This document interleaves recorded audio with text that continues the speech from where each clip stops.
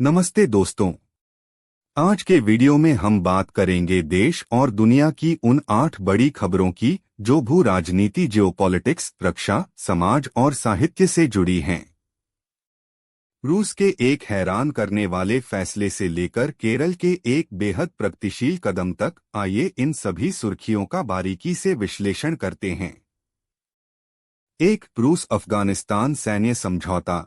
रूस ने अफगानिस्तान, जिस पर अब तालिबान का नियंत्रण है, के साथ सैन्य सहयोग समझौते पर हस्ताक्षर किए हैं। यह एक बहुत बड़ा रणनीतिक बदलाव है।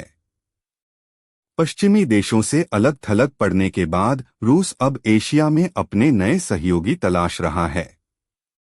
यह भारत और अमेरिका दोनों के लिए चिंता का विषय हो सकता है, क्योंकि तालिबान के साथ सैन्य साझेदारी से क्षेत्र में शक्ति संतुलन बदल सकता है। 2, उत्तरी कोरिया और क्वाड का टकराव। उत्तरी कोरिया ने क्वाड देशों भारत, अमेरिका, जापान, ऑस्ट्रेलिया की उस मांग को सिरे से खारिज कर दिया है जिसमें पूर्ण परमाणु निरस्त्रीकरण की बात कही गई थी। यह किम जोंग उन का स्पष्ट संदेश है कि वे अपने परमाणु कार्यक्रम से पीछे नहीं हटेंगे। इससे इंडो पैसिफिक और विशेष रूप से कोरियाई प्रायद्वीप में तनाव और बढ़ने की आशंका है।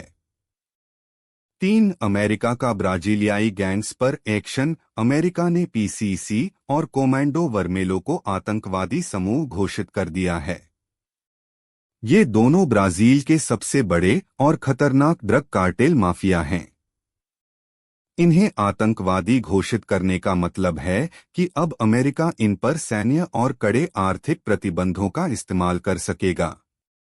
यह ड्रग्स के खिलाफ युद्ध में अमेरिका की एक बड़ी और आक्रामक नीति है।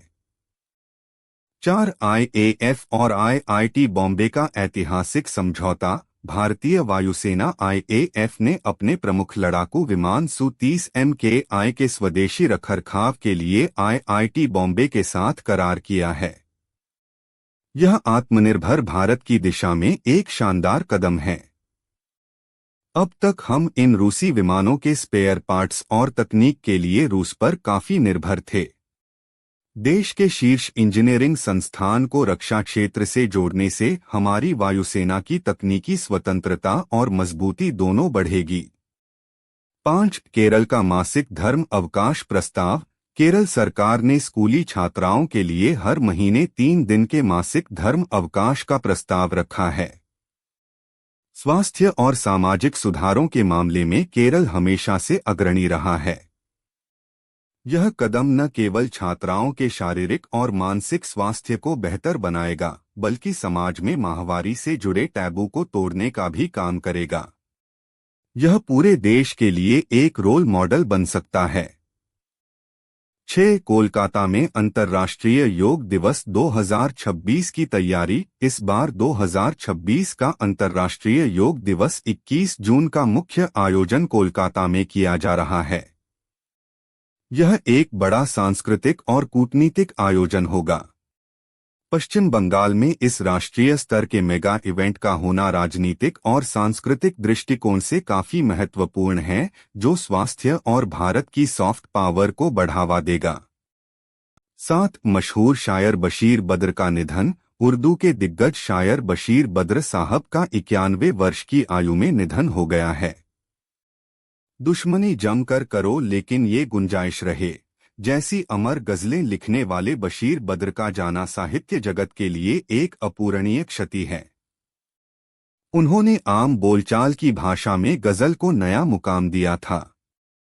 8, पूर्व सीसीआई अध्यक्ष धनेंद्र कुमार का दुखद अंत। भारतीय प्रतिस्पर्धा आयोग सीसीआई के पूर्व अध्यक्ष धनेंद्र कुमार का दिल्ली में एक भीषण आग दुर्घटना में निधन हो गया है। यह देश के नौकरशाही और कॉरपोरेट जगत के लिए एक बेहद दुखद खबर है।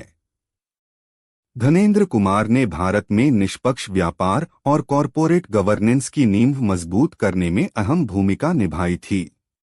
उनका इस तरह जाना बेहद दर्दनाक है।